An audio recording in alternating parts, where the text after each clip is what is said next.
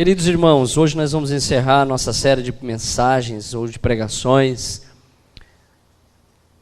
que nós intitulamos sobre a vida de Davi, entre desertos e palácios.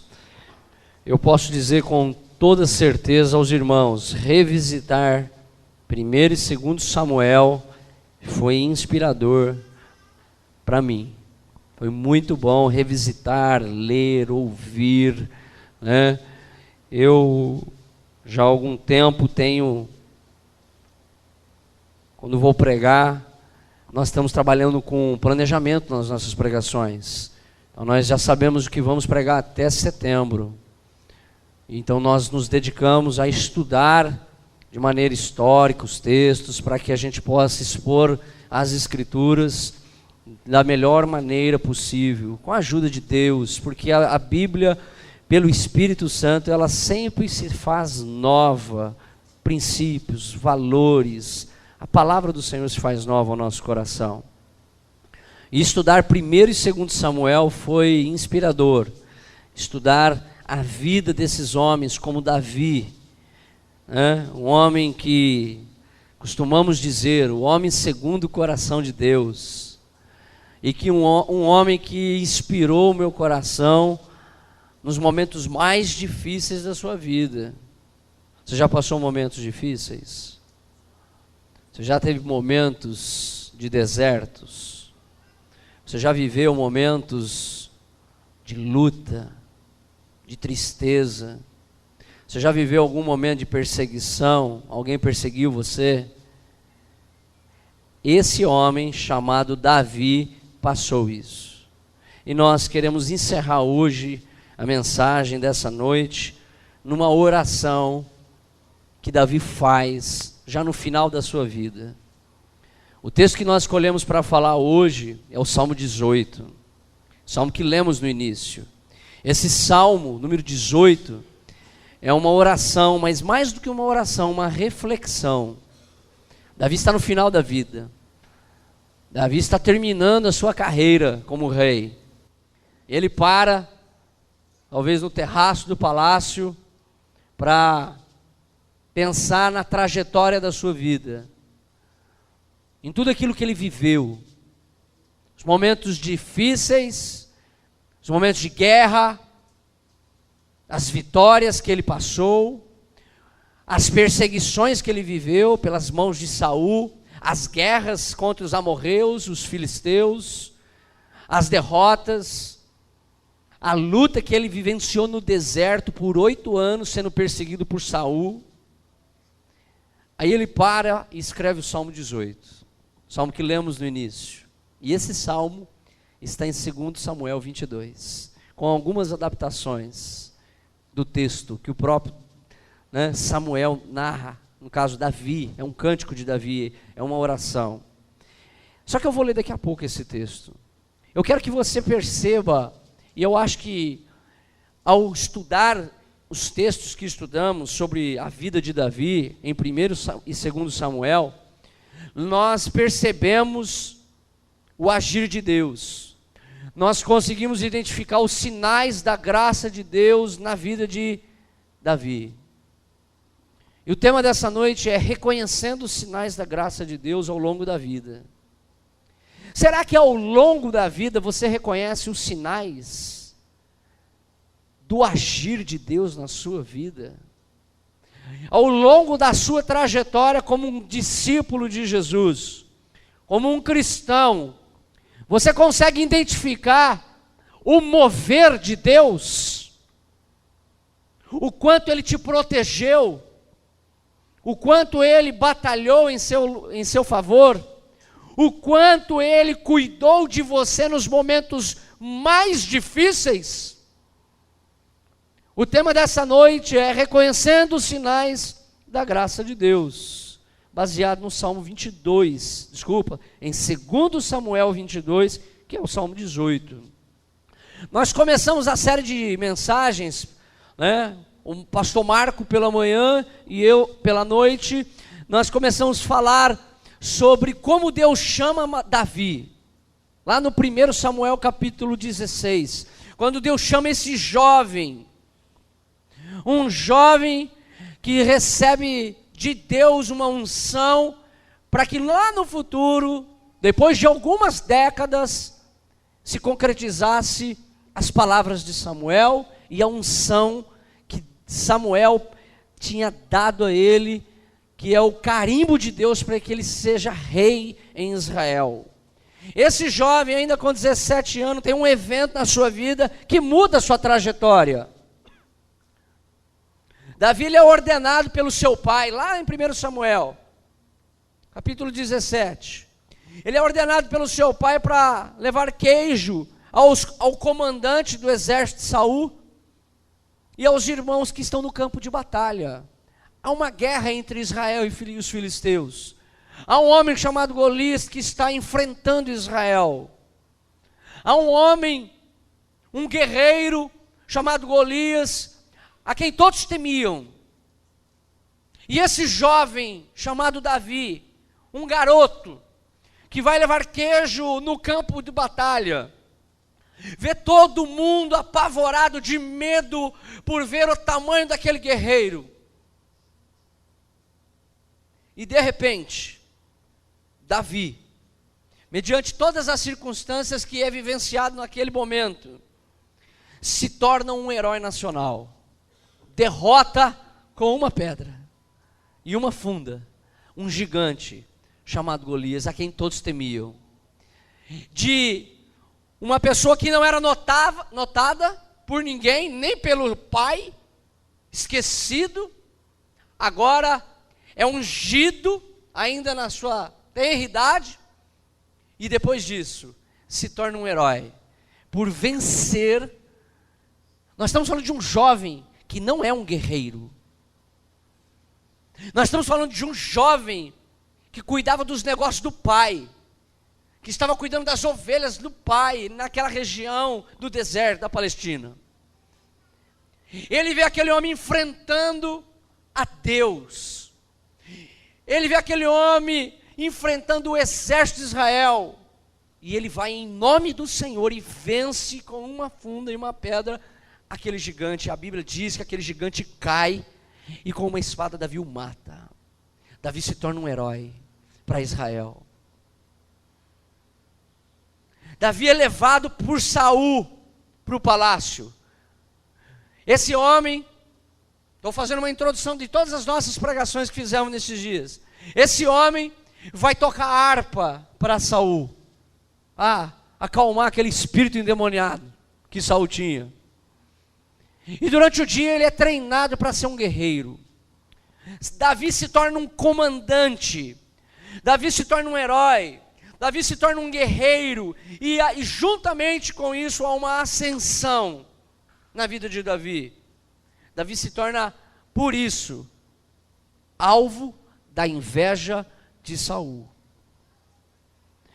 E primeira pregação que fizemos, nós falamos dessa perseguição de Saul a Davi. Por 5 vezes, Saul tenta tirar a vida de Davi. E na última vez, Mical, filha do rei, Saul, esposa de Davi, avisa Davi que Saul está tramando contra a vida dele e que é para ele fugir. Ele foge, escondido, correndo para o deserto. E é nesse deserto, e é um longo deserto, 8 anos da sua vida. Você já pensou? Depois de uma grande vitória, todo Israel cantando que Davi é um herói, todos estão amando Davi, e de repente esse homem tem que fugir da sua terra, por causa da perseguição. Davi vai viver 8 anos da sua vida fugindo da espada de Saul. Davi vai liderar um grupo de foragidos da justiça, devedores. Davi entra nessa caverna, a caverna de Adulão, e vai treinar por esses tempos, 8 anos, esse grupo de pessoas. E esse exército que Davi cria, paralelo ao exército de Israel, sob a guarda de Saul, Davi cria um tipo de exército paralelo para vencer as batalhas que ele agora vai viver. Após a morte de Saul, o seu filho herdeiro, Jonatas, é morto, e Isbosete, o próximo herdeiro do trono, reina 2 anos. Davi se torna com isso Israel, Saul é morto, Jonatas é morto, Isbosete é morto dentro do próprio trono, dentro do próprio palácio. Eles têm uma trama para tirar a vida de Isbosete, o comandante Abner faz isso. Há um problemão, há morte, e do outro lado está Davi, sendo coroado rei em Judá, numa tribo. Então nós vamos ter uma tribo em Jerusalém, no caso um reino em Jerusalém e um reino paralelo em Judá, cujo rei é Davi. Logo depois que Isbosete é morto por Abner, Davi vai se tornar rei agora não só de Judá, mas de todo Israel. Davi agora de fato, após todo o ano e o tempo, 8 anos de perseguição, ele vai ser reconhecido agora como rei do trono de Israel, e vai unir as tribos, e vai viver intensamente como rei. E como falamos na semana passada, domingo passado, o primeiro ato que Davi faz ao se tornar rei em Jerusalém é ir para Jerusalém e guerrear contra os jebuseus que estavam naquela terra. Davi vence essa batalha com a ajuda do Senhor, e em seguida Davi diz: a arca da aliança, depois de 30 anos em terra estrangeira, está na casa de Obed-edom, está na terra de Obed-edom, na casa de Abinadab, e lá nós precisamos buscar essa arca. Davi traz a presença de Deus para Israel. Depois de um período de perseguição, de luta, de intensidade, de dor, Davi se torna rei de um reino, o reino de Israel. E Davi diz: agora como rei, nós precisamos da presença de Deus, vamos buscar a arca. E há toda uma trama agora para buscar essa arca. A presença de Deus retorna a Israel, o símbolo da glória de Deus retorna a Israel, o poder e a graça de Deus retorna. Sabe o que eu aprendo aqui? Que muitos de nós, quando chegamos no topo, nós esquecemos de Deus. Davi chegou no topo depois de haver sido perseguido por Saul, viver em florestas, em desertos, em cavernas, depois de sofrer perseguição, de tentativas de assassinato. Ele chega agora e fala: agora eu sou rei. Lembra de José, da nossa última série? José como governador, agora falou: agora eu vou dar o troco nos meus irmãos. Ele não faz isso. O primeiro ato de Davi é trazer novamente aquele móvel que foi construído numa peregrinação do deserto por Moisés, aonde a presença de Deus estaria, aonde a manifestação de Deus viria de maneira intensa naquele lugar, com a glória de Deus. Davi traz isso para Israel. A arca da aliança, a presença de Deus no meio do povo. Muitos de nós, quando chegamos à ascensão profissional, pessoal, ou seja, qual tipo de ascensão que temos na vida, nós esquecemos de Deus. Davi não faz isso. Davi traz a presença de Deus, traz novamente a arca. Agora Davi é rei. Davi está no palácio. Ele deseja agora que a arca da aliança esteja no coração de Israel. Ele deseja agora que a presença de Deus se faça presente naquele lugar. Davi, ele entende que a influência da arca gerava a presença de Deus naquele lugar. Tudo que ele fez é fruto de um coração que reconhece o agir de Deus. Davi está reconhecendo o agir de Deus na sua história. Davi está reconhecendo o agir de Deus na sua história como rei agora. E dessa forma, a gente vai narrando e lendo os textos de 1º e 2º Samuel, a gente vai identificar uma coisa: Deus está agindo, Deus não abandonou Davi. Deus não nos abandona. Pelo contrário, muitos de nós abandonamos a Deus. Muitos de nós esquecemos de que Deus está conosco. A vida no palácio, a prosperidade, o dinheiro na conta, a vida boa, faz com que a gente se esqueça de Deus. E eu quero te dar uma notícia, que talvez você já saiba, como bom leitor das Escrituras. Davi vai errar e vai fazer justamente isso. No palácio, Davi vai esquecer de Deus. No palácio, Davi vai romper com princípios elementares da fé cristã. Até 2 Samuel capítulo 6, a vida de Davi vai muito bem. De repente, Davi se instala agora como rei no palácio, começa a reinar e os problemas começam a aparecer. Depois de uma grande vitória, a gente tem que ficar atento, porque pode vir uma grande derrota. Problemas de todos os tipos vão aparecer na vida de Davi, mas não só na vida, no trono de Davi. A vida de Davi nos mostra que nós, homens e mulheres, irmãos e irmãs, muito dificilmente nós perdemos a presença ou a conexão de Deus em tempos de desertos. A vida de Davi nos mostra que no deserto a gente se encontra com Deus. Dificilmente alguém se perde no deserto. Eu não estou falando de GPS, eu não estou falando de direção, eu estou falando de comunhão, de crescer em intimidade com Deus. O sofrimento nos aproxima de Deus. O sofrimento faz com que eu e você chegamos mais perto dele, oramos mais, vamos mais à vigília. Muito dificilmente nós, homens e mulheres, nos perdemos em tempos de deserto. Há riscos que nós precisamos tomar em consideração essa noite.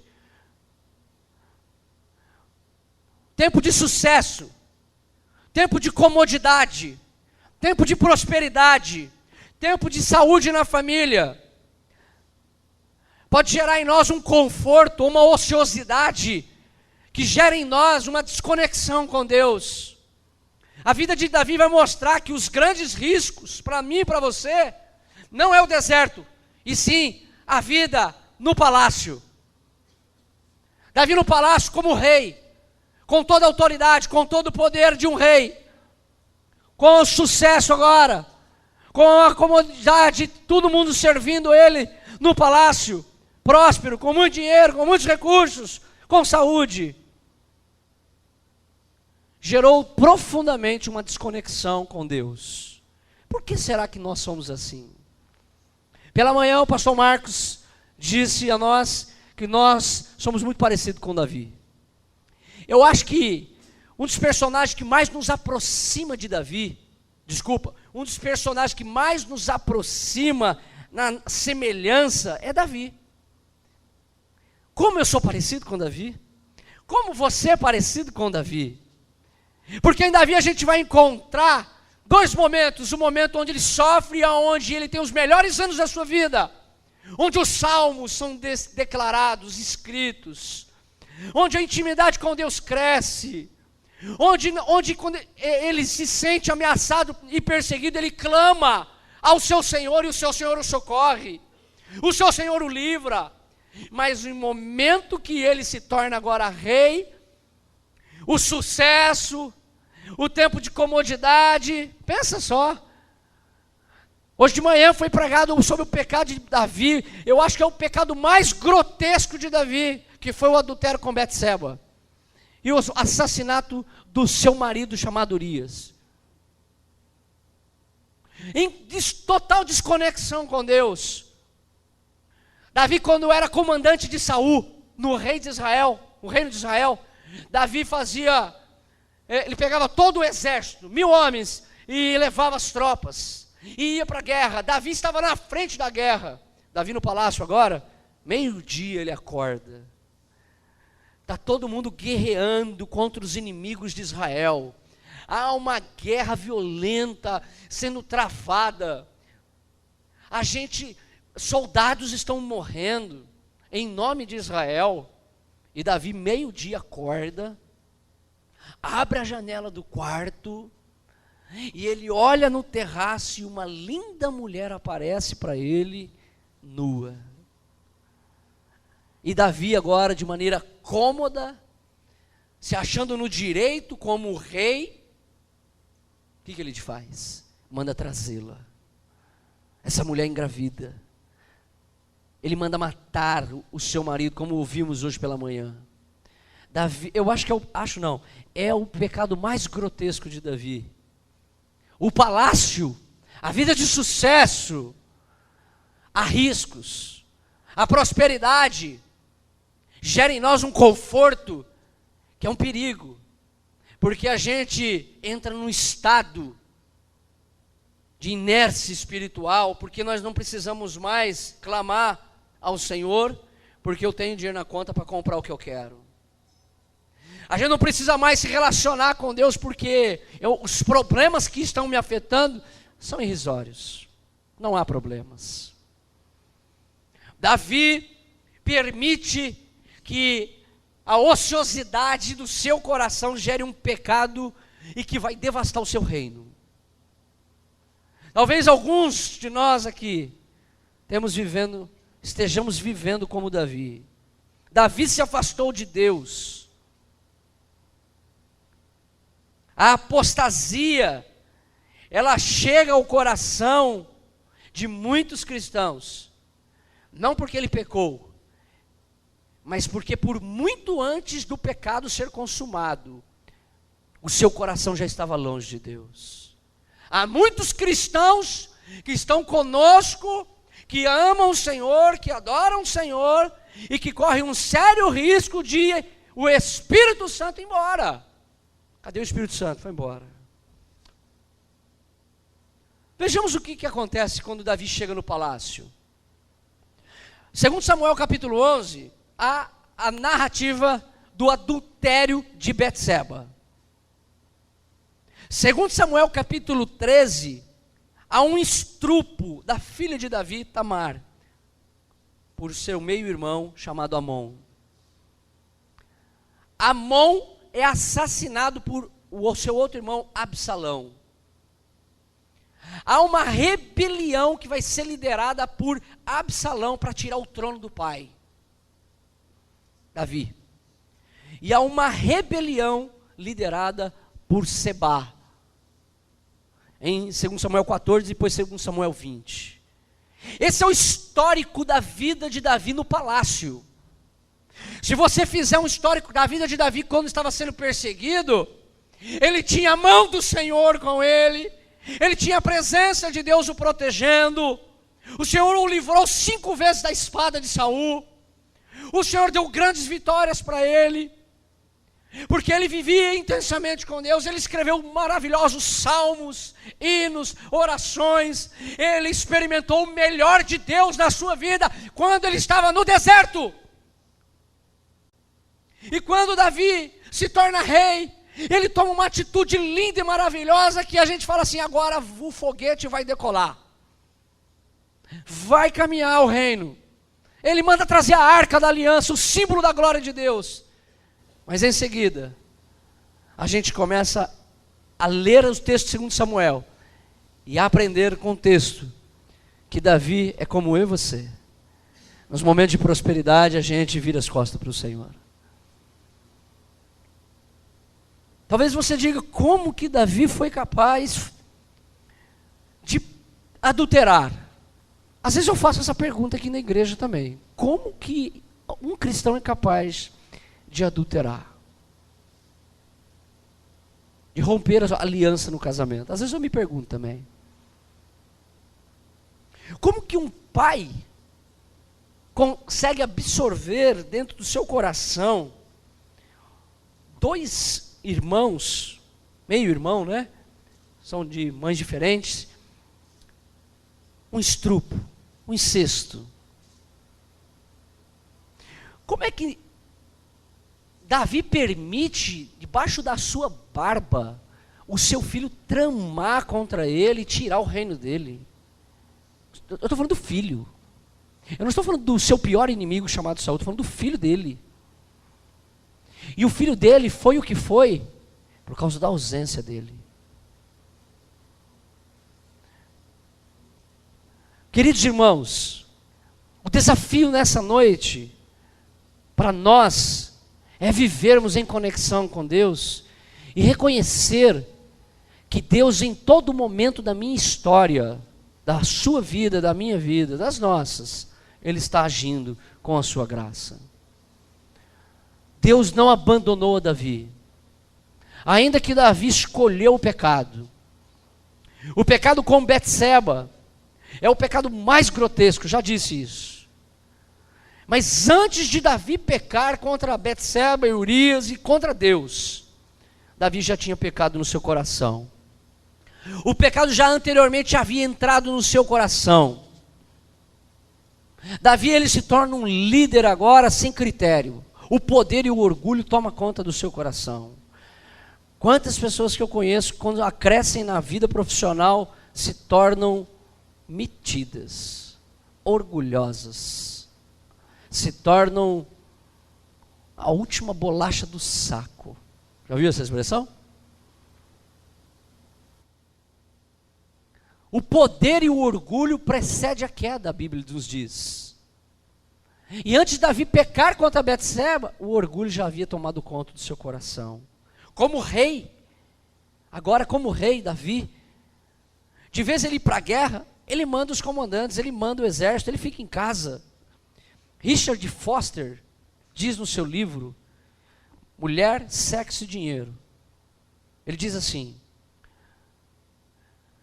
a maioria de nós, quando caímos no adultério, é porque antes caímos em outros pecados, como o poder e o orgulho, que são pecados silenciosos. O maior pecado, o maior escândalo da vida de Davi só aconteceu porque antes disso havia brotado no seu coração o poder, o orgulho. Houve uma desconexão. Aquele homem que experimentou grandes coisas de Deus, agora permite que o orgulho e o poder deu o direito de ele romper com princípios, contra mandamentos de Deus e fazer o que ele acha que tem que fazer, porque ele é rei.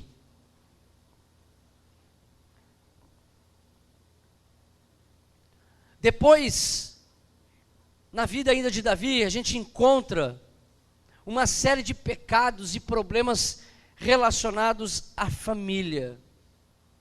Isso não é novo, há muita gente que já escreveu sobre isso e já disse isso. Davi foi um grande rei, mas foi um péssimo pai. Davi foi um excelente comandante militar. Davi foi um excelente rei, mas foi um homem ausente na sua família, um péssimo pai. Davi é a representação de muitos pais ausentes, que se preocupam apenas consigo mesmo, com o seu trabalho, com o seu status, com a sua vida. Uau, pastor, como assim? Estamos falando de um rei. Todo mundo aqui é trabalhador, ganha vida matando um gigante por dia. E nós precisamos trabalhar para ganhar o nosso sustento. Mas há muitas pessoas que crescem na vida e esquecem de que a graça de Deus precisa estar presente, movendo-se em mim, para que eu não faça como Davi fez. Talvez você se pergunte essa noite, por que Davi fracassou nessa área? Por que fracassamos em áreas que a gente acha que jamais fracassaremos? Ao longo dos meus 9 anos nessa igreja, eu já vi muita coisa. Muitas pessoas que fracassaram espiritualmente porque fizeram concessões, porque abriram a porta para o pecado, para a mentira, para a discórdia, para o orgulho, para a promiscuidade, para os desejos do coração. Davi se torna a representação de um homem que fracassou na primeira missão que ele tem, que é a da sua família. A primeira missão que eu e você temos é a família.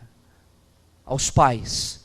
A primeira missão de um pai e de uma mãe é a família, é os filhos, é a sua casa. O que adianta ser um grande rei e perder os filhos como Davi perdeu? O que adianta ser um homem, um profissional liberal, um empresário, ou alguém que ganhou a vida, ou mesmo um funcionalismo público? Não sei, querido. O que adianta me realizar profissionalmente e perder o meu filho? E perder a minha filha nas mãos de Satanás? Há escolhas que serão feitas pelos seus filhos, e você não é culpado disso. Seus filhos, ainda quando criança, vão crescer e vão tomar decisões. Você tomou as suas decisões, você acertou, você errou, isso acontecerá com seus filhos. No entanto, a primeira missão de uma família é ter os seus filhos sendo cuidados pela vontade de Deus, pela palavra de Deus. Davi, enquanto cuidava das coisas do Estado, das guerras, da economia do país, estava perdendo seus filhos, estava perdendo a sua família, estava perdendo o principal, que é a presença do Espírito Santo. Meu querido irmão, não permita que a vida de palácio, de prosperidade, que Deus tem lhe dado, e eu espero que Deus tenha lhe dado, e que você seja assim próspero, não permita que ela tire de você a graça de Deus, a graça de Deus, a presença de Deus. A gente vai encontrar Absalão fazendo uma trama para tirar o trono de Davi. Absalão vai ficar na porta do palácio, enquanto Davi está trabalhando, julgando causas. Absalão está encontrando com as pessoas que não são atendidas pelo rei, por N fatores. Por que o rei não te atendeu? Qual é a sua causa? Conta a sua causa para mim, eu vou lhe ajudar. E Absalão, debaixo da barba do pai, começa a fazer isso, a jantar, a almoçar, a tomar cafezinho com aqueles que têm a caneta na mão.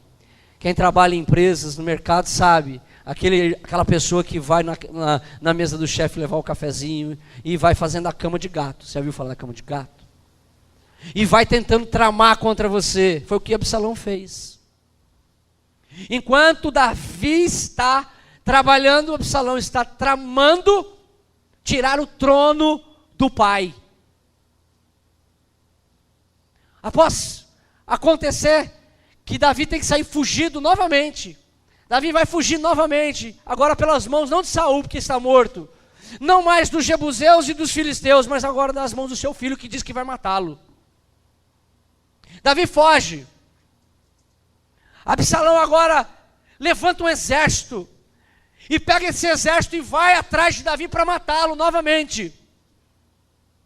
Tudo porque Davi perdeu a conexão com Deus. Tudo porque Davi não percebeu de que o coração dele estava em outras coisas, e mais não na presença do Senhor.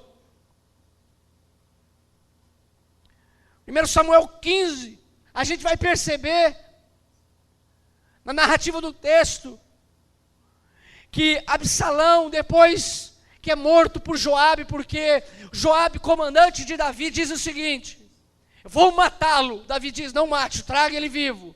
E novamente Joabe trai a confiança de Davi e mata o filho de Davi. Uau! Tragédia após tragédia na casa do rei Davi. Mas antes da morte de Absalão, a gente vê Davi permitindo que Absalão fique em Jerusalém. Pode deixar ele em Jerusalém, não põe a mão nele, mas eu não quero conversar com ele. E por 2 anos, Davi não conversa com seu filho, e ele vai perder o seu filho pela mão do seu comandante. Deixa eu dizer algo para você, querido irmão.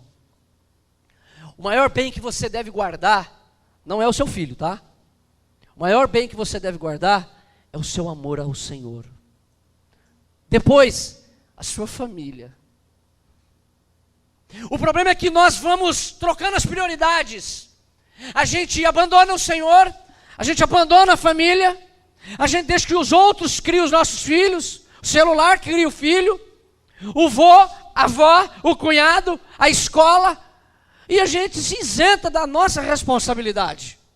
Responsabilidade essa que é dada por Deus ao homem e à mulher. Davi teve o ônus muito grande porque não ouviu a voz do Senhor. Permitiu que o pecado, que o orgulho tomasse conta do seu coração. A vida pública de Davi foi maravilhosa. Davi teve várias vitórias, venceu os filisteus. Ele começa o seu ministério, se assim podemos dizer, no capítulo 16 de 1 Samuel, vencendo uma guerra contra os filisteus, vencendo Golias. E Davi vai terminar a vida vencendo outra guerra sobre os filisteus. E depois dessa vitória, que é narrada no capítulo 21, a gente vê Davi escrevendo uma oração. Mas pastor, você acabou com o rei Davi. Aquela historinha que a gente vê nas novelas e nos filmes. O senhor acabou com o rei Davi. Não, não acabei. É só a gente ler o que a Bíblia diz. A Bíblia não esconde os nossos pecados. E nem dos heróis. Davi foi um grande herói. Mas Deus está revelando e expondo os pecados de Davi. Quando nós nos encontramos no palácio, a gente perde conexão com Deus. A gente perde o amor a Deus. E no capítulo 22, agora eu vou ler o texto. O pastor vai começar a pregar agora? Não, já estou pregando faz tempo. Eu quero ler o capítulo 22 com você. Olha o que Davi escreve no capítulo 22. Ele vai encerrar a vida enfrentando os filisteus. E depois no 22, ele vai escrever o salmo que lemos no início, que é o Salmo 18. Olha só, versículo 1. 2 Samuel 22 diz assim: falou Davi ao Senhor as palavras desse cântico no dia em que o Senhor livrou das mãos de todos os seus inimigos e das mãos de Saul. Presta atenção, gente. Falou Davi ao Senhor as palavras deste cântico.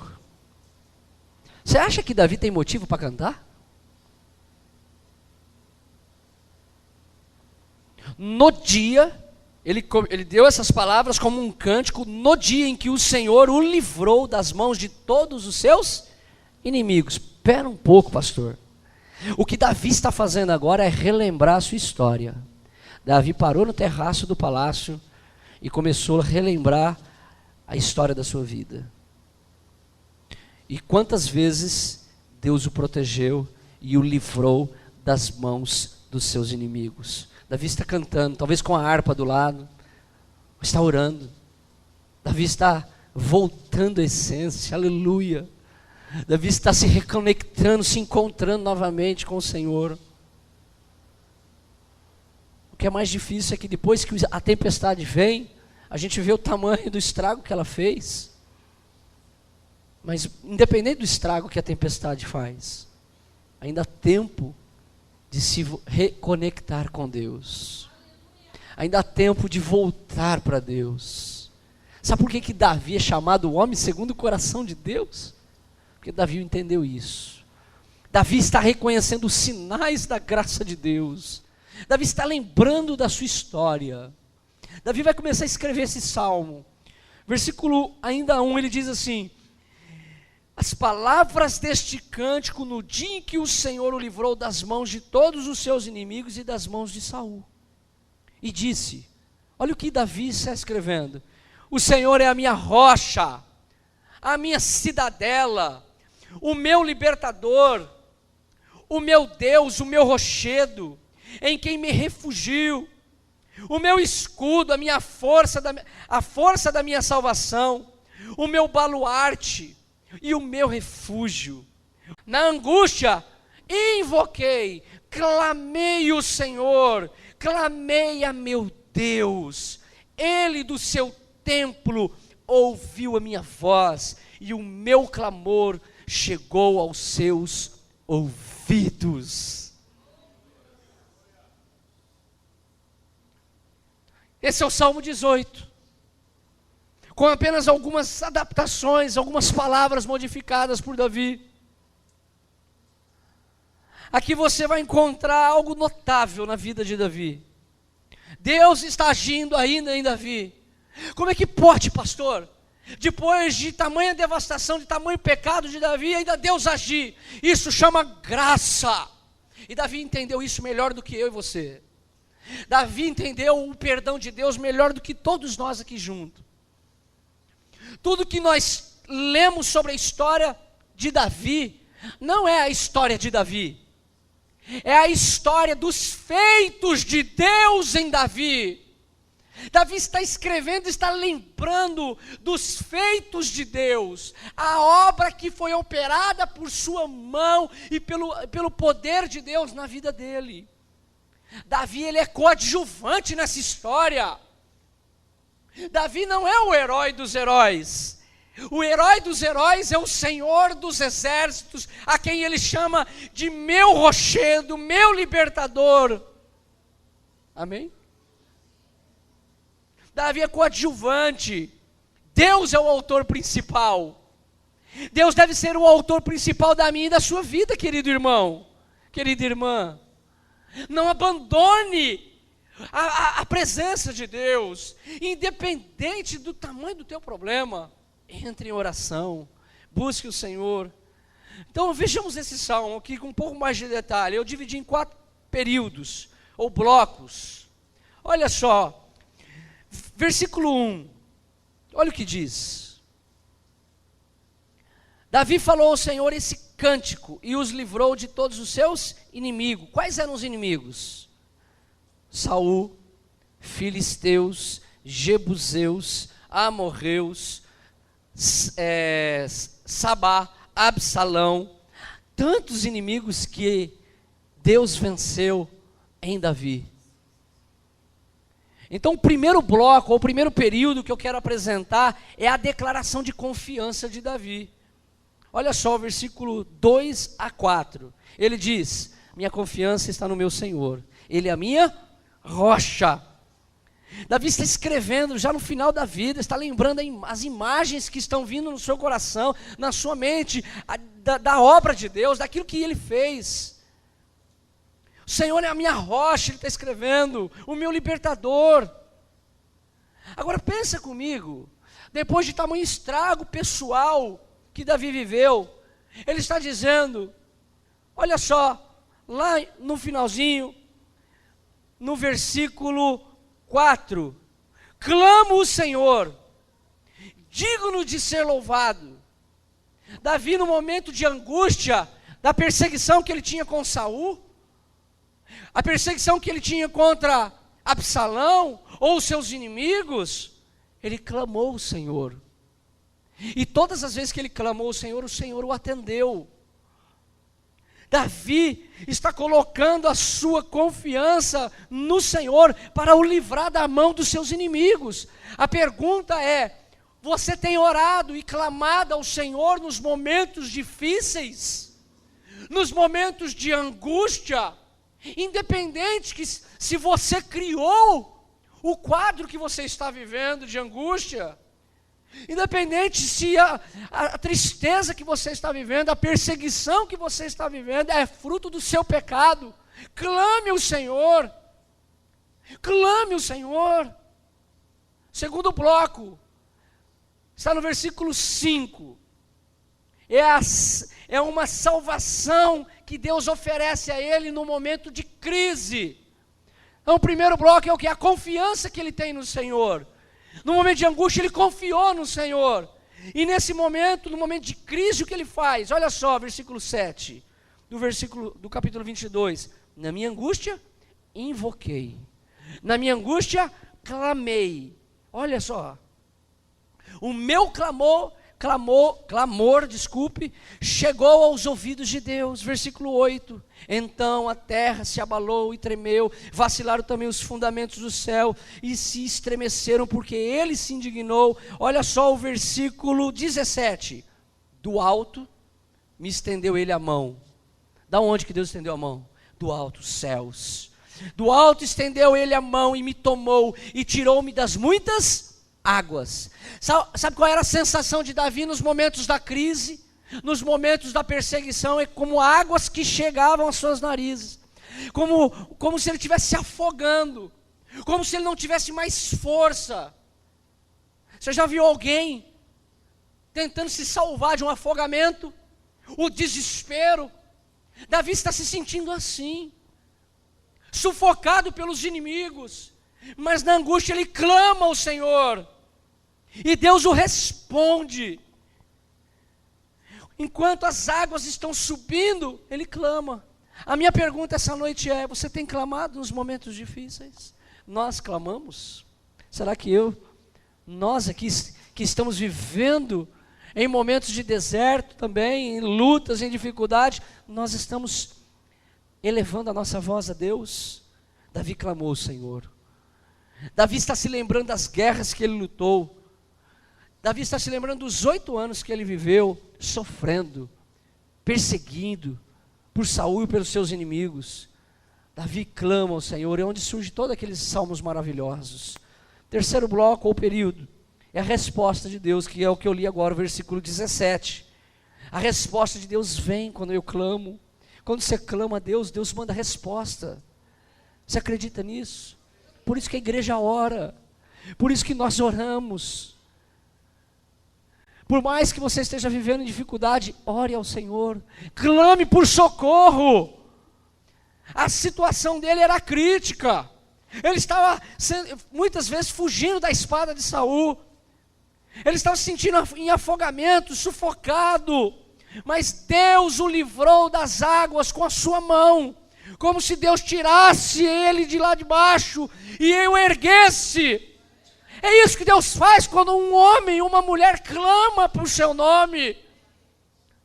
Eu elevo os meus olhos para o monte, da onde me vem o socorro? O meu socorro vem do Senhor, que fez céu e terra, o meu Criador, o meu Senhor. Ore, clame, busque o Senhor nos momentos de crises, de perseguição. Está vivendo dificuldade no seu casamento? Comece a orar. Você tem dificuldade com seus filhos? Comece a orar. Não desista de orar pelos seus filhos. Clame ao Senhor. Viva com o Senhor de maneira intensa. E em quarto período ou bloco, é a intervenção de Deus, versículo 21. Isso aqui é um pouco estranho para nós. Você vai perceber. Quarto período é um pouquinho estranho. Versículo 21. É a razão que Davi disse, por que Deus o livrou? Por que Deus o livrou da perseguição? Por que Deus o guardou em toda a sua vida? Aí Davi escreve isso aqui. Versículo 21. Retribuiu-me o Senhor segundo a minha justiça. Recompensou-me conforme a pureza das minhas mãos. Pois tenho guardado os caminhos do Senhor, e não me apartei perversamente do meu Deus, porque todos os seus juízos me estão presentes, e dos estatutos não me desviei. Também fui inculpável ou irrepreensível para com ele, e me guardei da iniquidade. Daí retribuiu-me o Senhor segundo, retribui-me o Senhor segundo a minha justiça, segundo a minha pureza diante dos seus olhos. Não parece um pouco estranho esse texto para você? Preste atenção no que o que nós lemos. Davi está dizendo: o Senhor me guardou, o Senhor me livrou, o Senhor esteve comigo, porque as minhas mãos são puras, porque eu sou um homem justo, eu não me desviei do caminho do Senhor. Olha só o que Davi está dizendo: eu não escorreguei nos estatutos de Deus. Nós precisamos avaliar isso aqui um pouquinho com mais cuidado. Pelo menos duas possibilidades existem aqui. O Davi caducou, está velho, está no final da vida, ou Davi não possui senso crítico, não consegue analisar a sua própria vida, não consegue fazer leitura não consegue fazer autocrítica. Duas possibilidades. Ou ele enlouqueceu, ou ele está caduco, ou ele não tem senso crítico. Qual das duas? Talvez uma terceira, né? Davi entendeu o perdão de Deus. Gente, você viu aquele noticiário? Fala assim, o camarada matou a família toda, aí ele vai preso, ele lá na cadeia ele se converte, vira crente, e ele é bombardeado pela mídia, pela família, e por todo mundo, que ele está se escondendo atrás da fé. A pergunta que nós temos que fazer é, Deus o perdoou? Possivelmente. Porque Deus não me perdoa segundo a minha pureza. Porque se eu sou puro, eu não preciso de perdão. Se eu sou justo, eu não preciso da justiça dele. Jesus só morreu por mim, querido irmão, porque eu não tinha nada a oferecer para a minha salvação. Eu estava morto nos meus pecados e delitos. Davi entendeu melhor do que você e do que eu. Davi entendeu melhor do que todos nós o que é perdão. Davi não caducou. Davi não tem senso, não é que ele não tem senso crítico. Davi entendeu o perdão de Deus. É só você ir para o contexto maior da história e ver como Deus agiu ao longo da história de Davi. É só você ler 1º e 2º Samuel e perceber como Deus esteve com Davi. Mesmo nos momentos mais difíceis, obscuros, grotescos dos pecados de Davi, Deus esteve com ele. Para os religiosos de plantão, vou te dar uma notícia. Essa conversa você talvez não goste muito, mas Deus perdoa homens como esse homem Davi. Eu não preciso fazer nada para ser perdoado, eu preciso crer, eu preciso confessar, eu preciso abandonar o meu pecado e dizer, Senhor, entra na minha vida. E sabe o que Jesus faz? Sabe o que ele faz? Ele apaga os meus pecados. Davi entendeu o que é ter o pecado apagado. Para os mais velhos, lembram? Ainda se usa isso, talvez menos. Quando a gente estava na escola, prova de matemática, equação, ou língua portuguesa, seja o que for, uma prova que você está fazendo de caneta, a professora dizia, caneta azul, não é com lápis, caneta. Você ia ter que fazer a prova, lembra? Aí você borrou, você errou. Aí você apagava com a borracha, fazia, né? E apagava, e ficava aquele borrão. Aí você apresentava a prova para a professora e falava assim, você errou aqui e apagou depois, né? Ficou a marca. Não é? Para a geração mais nova, quando a gente erra um texto no computador, qual é a tecla que a gente aperta? Qual é? Como é que é o nome? Delete, né? Melhor, né?